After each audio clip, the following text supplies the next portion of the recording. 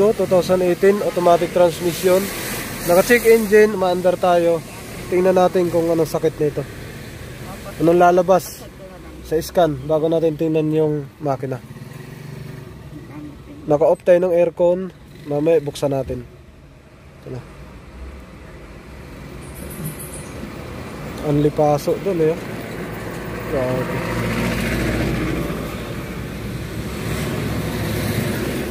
Alright, okay. Bukas na. Nagpa-diagnose na kayo sa iba, sir? Ha? Nagpagawa na kayo sa iba? Hindi. Ipinaano ko lang, scan ko lang.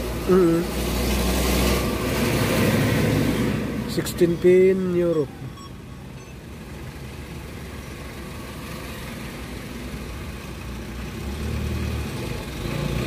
Tagal. Tagal. 9 18. Oo. Totoo lang, Wigo, ano, sakitin sa ano, injector. Okay. Okay. Wigo. Ay. Back.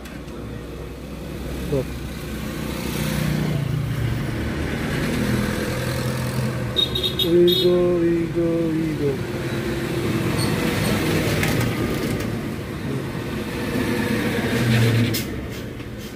Ayun. Wigo. 1KR 2000. Ay, walang model. 3 cylinder. Okay na to. 1KR. Health report.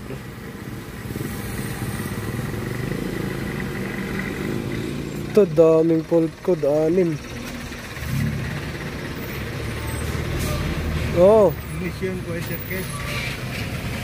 Ang daming fault code. 6. Injector. Tapos P0300 missing, P301 missing, cylinder 1. Ignition system primary. Ignition system primary abnormal ED start. Okay, so mag-abnormal yan dahil nawala na nag-misfire na May misfire ka sa cylinder 1. Tapos meron kang ignition coil number 3. Tapos number 1. Ang dami naman ito. Misfire. Tapos cylinder 3, ignition coil 3, ignition coil 1. Tingnan natin kung ano nangyari. Mawala yung ano niya. Pero kung minsan magbalik. Start muna natin Humihina talaga yung ano niya. Ayun, medyo yung starting niya kumakayot. Okay. Tingnan natin yung makina. Wala mo natin delete.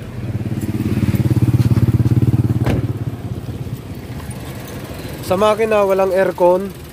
Medyo may ngatal ng kaunti. Ayun nginig Ayan. May nginig. Walang aircon yan. Dapat tining lang yan. Dahil walang aircon. Meron. Kahit pigilin natin. Ayan kahit pigilin. Pwede mo naman sabihin engine support Pero engine support malayo Natal. Tingnan natin. Lakas ang hinig. Tanggalin muna natin to. Alright, yan. Kita na kagad yung cylinder.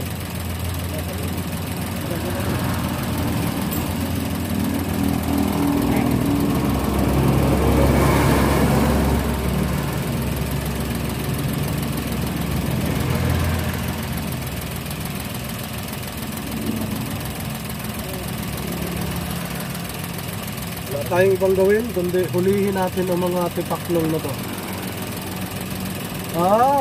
May ginalaw ko na dito nag-DIY ka na. Di pa rin ako ba? Hindi. Alright. Positive. Okay. Ilaw na. Reading natin. Dapat yung isa nito 5 volts at 12. Charging volts 14. Ground. Isa. Signal. Ayun. Signal nga. Okay. Yung isa. 12. 13 charging. 13 din to. Yun, good. Signal. Okay. Ground. Okay. 13 volts. Signal. Okay. Ground. Alright.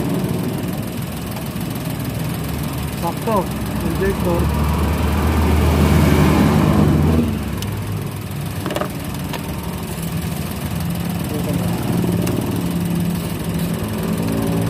Parang lusaw eh. 1 and 3 yung tinuturo eh. Yun ang makapanglalusaw. Pero kung magpalit, dapat lahat. Yun. Yung ano niya, yung parang sa sobrang init. 1 and 3 yung tinuro.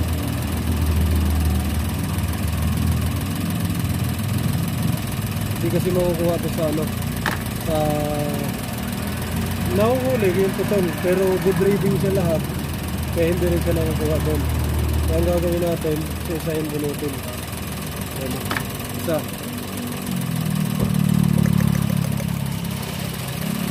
Good. Isa. Good. Isa. Okay. Binublihan mo na sir, no? Ginigyan mo lang may putol pa. Oo. Wala naman. Wala kasi may reading siya. Siguro baka galos kumigan ba? Ha? Galos kumigan. Kailan ka nagpalinis ng spark plug? Hindi. Pinapalitan ko. 3 beses na ako nagpalit yan. Kala ko sa spark plug lang.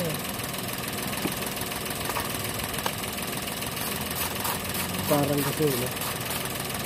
Kasi itong issue ng water temper, pinapapalitan na dahil yung brother hindi.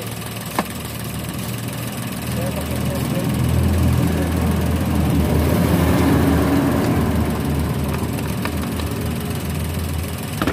Hey! Saan pa yung dito? 13 volts, charging good. Pulse good. Isa. Charging volts good. Pulse good din. Kabila. Last. Charging volts good. Pero mahina. Pulse. Okay. So that's it. Map sensor. Oxygen, bank 1. Hindi na yata madumi. Charging box, 13.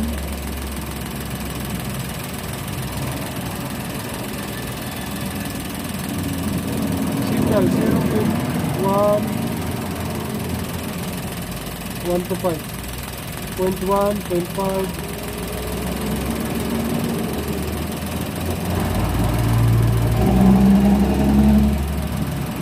6, 24, 21.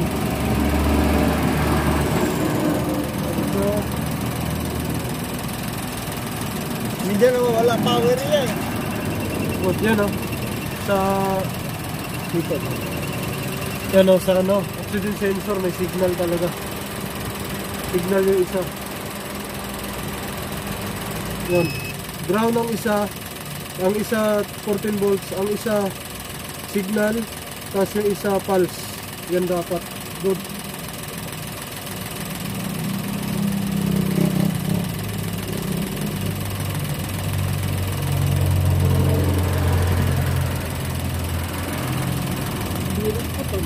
Ha? Pure putol. Purge valve.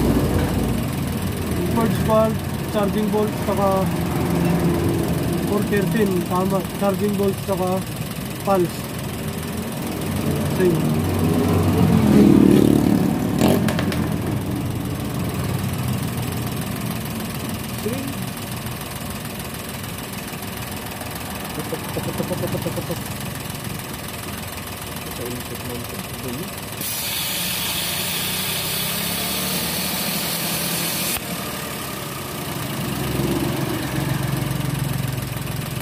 Good naman, lahat ng reading. So reading nito, positive sa oxygen sensor. Ang isa, charging, 13 volts. Yung isa, signal. Yung isa, pulse. Tapos yung isa, ground. Dito lahat, good. Reading lahat, parehas, naka-uniform. Ito, may reading din sa quartz valve. Map, parang sira. Pero wala naman yan. Injector, good reading lahat. Good dito mga sir. Yung ignition coil ni sir, parang nalusaw yan, oh. Ang reading 1.3, 1 tsaka 3 ito. 1 tsaka 3, pero coil bats, may bats yan kung nagpalit. Ayan, oh. Sobrang init siguro. Yun. At scan ko muna, tanggalin, burahin ko yung code. Tapos high RPM tayo. Okay. Pino lang, pino. Re-scan tayo. Kasi sasama dito yung isa. Ganun pa rin. Sa re-scan, 6 pa rin siya.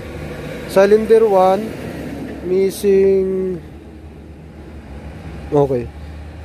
Off natin susi. On lang. Pagka on, delete natin to. Clear. DTC. Normal. Start.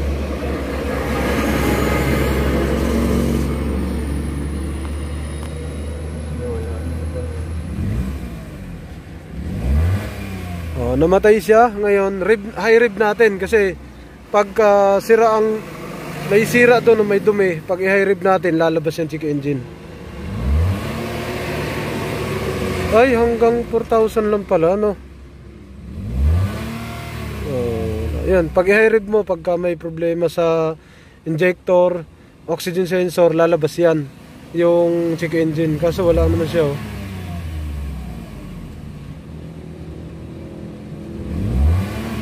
Scan ulit natin. Wala. Fix. Reading lang yan. Yung minsan na encounter kong ganito, injector ang problema.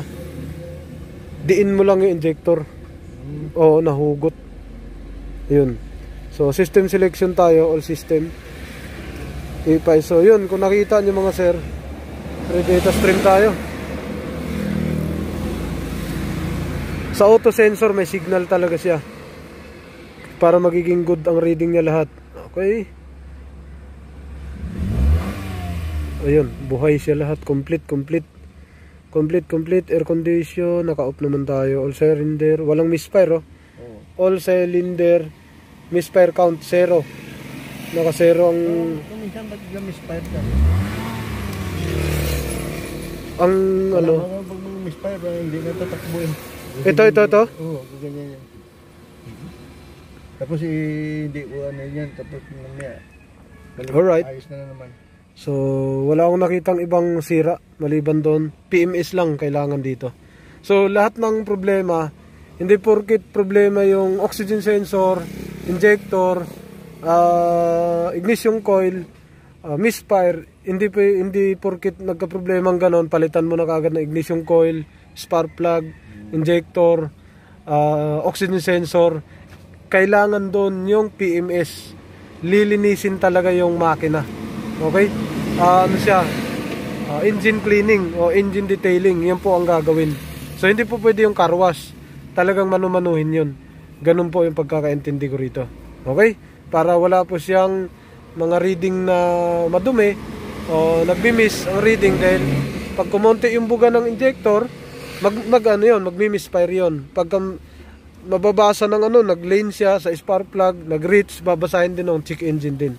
Okay?